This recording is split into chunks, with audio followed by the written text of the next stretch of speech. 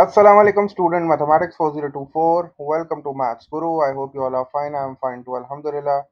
In this video, we'll be looking at a question on mensuration. This question has been taken from October November 2023, paper 2 variant 1.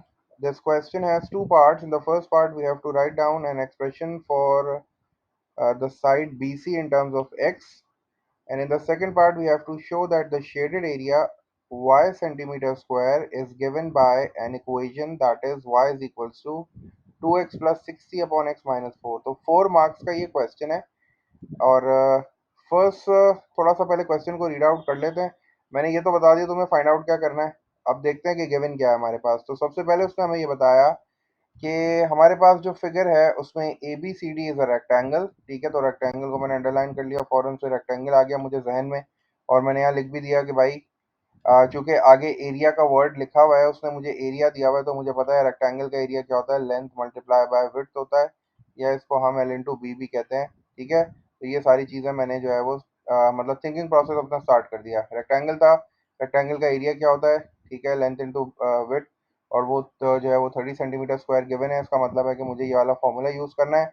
आगे कह रहा है A B जो है side, उसकी length है x centimetre, तो ये ऑलरेडी फिगर में मेंशन है। ठीक है, ए बी साइड जो है वो x सेंटीमीटर के बराबर है। फिर मुझसे कह रहा है rectangle D E F G, एक और रेक्टेंगल की बात कर रहा है जो कि अनशेडेड है। ठीक है, ये जो आपको नजर आ रहा है डी ई एफ जी, इसके बारे में कह रहा है कि is remove from the corner of the rectangle A B C D. तो वो कह रहा है कि ये जो पूरा रेक्टेंगल था ना, बड़ा रेक्टेंगल, इसमें से मैंने ये वाला रेक्टेंगल जो है वो काट के रिमूव कर दिया है। ठीक है, तो अब ये जो शेडेड पार्ट आपको नजर आ रहा है, बस इतना रिमेनिंग है। हमसे कह रहा है A is equals to C G is equals to 2 centimetre. अच्छा, अब ये लिख लेते हैं जल्दी से। तो ए ई की बात कर रहा है, तो ए ई जो है वो 2 सेंटीमीटर है, तो मैंने यहाँ भी 2 लिख लिया।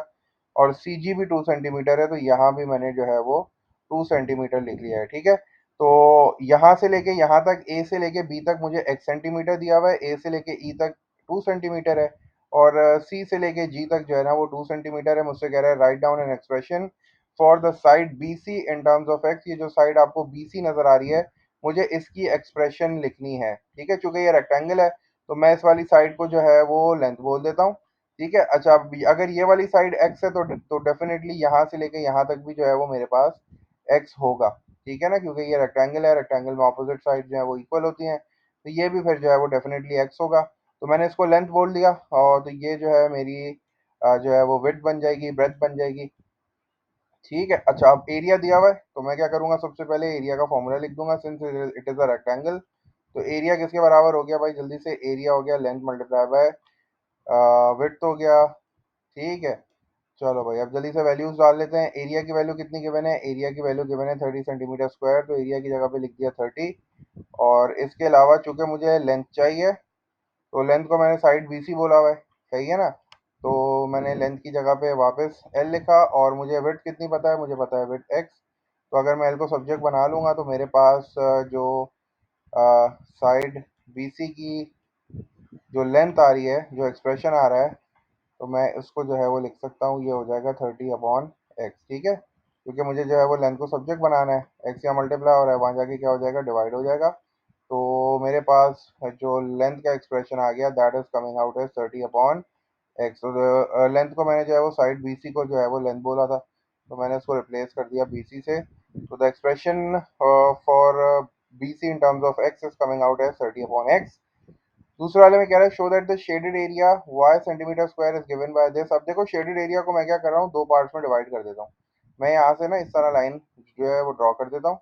तो अब मेरा एक जो शेडेड पार्ट हो गया वो ये रहा, और एक शेडेड पार्ट ये रहा। तो मैं क्या करता हूँ, इसका एरिया निकाल लेता हूँ और इसका एरिया निकाल लेता हूँ, दोनों को ऐड कर लूंगा। अच्छा, अब मेरे पास ये वाली जो स्ट्रिप है इस तरह जो तुम्हें नजर आ रही है स्टार्ट में, इसका जो एरिया है, उसके लिए उसने मुझे ये 2 दिया हुआ है, और ये जो है ना वो x दिया हुआ है। तो इसका मतलब है कि ये भी रेक्टेंगल है, तो इसका एरिया कितना हो जाएगा, इसका एरिया भी वही हो जाएगा, लेंथ मल्टीप्लाई बाय विड्थ। तो ये जो है 2 मल्टीप्लाई बाय एक्स हो जाएगा, तो ये तो 2x आ गया भाई। ठीक है, क्योंकि ये शेडेड था तो मैंने इसका निकाल लिया।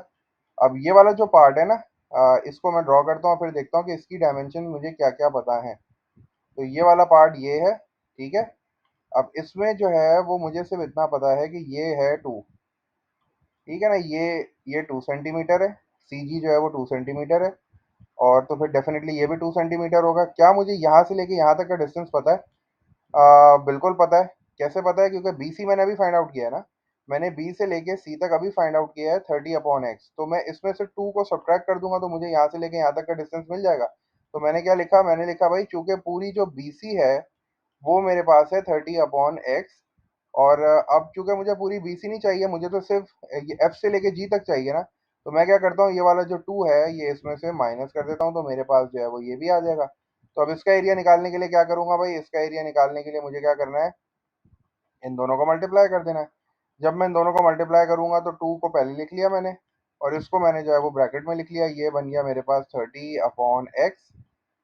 ठीक है, और -2 हो गया। अब मैं दोनों को 2 से मल्टीप्लाई करा लेता हूँ जल्दी से। 2 जो है वो 30/x से भी मल्टीप्लाई हो जाएगा, और 2 जो है वो मेरे पास उससे भी हो जाएगा। तो जब 2 मल्टीप्लाई होगा तो ये 230 जो है वो 60 बन जाएगा। 2 मल्टीप्लाई बाय 30 विल बी 60, और ये हो जाएगा 60/x, और फिर ये हो जाएगा -2 2 4। तो भाई दोनों एरियाज मेरे पास आ गए हैं। मुझे चूंकि टोटल निकालना था तो बस अब मुझे इनको ऐड करना है। और शेडेड एरिया को उसने बोला था y, तो y भाई किसके बराबर हो जाएगा? y will be equals to, इसका एरिया कितना है? 2x है, तो ये 2x आ गया एज इट इज। ठीक है, और फिर इसका एरिया कितना हो गया? चूंकि टोटल निकालना है तो ऐड कर दिया, ये हो जाएगा 60/x-4।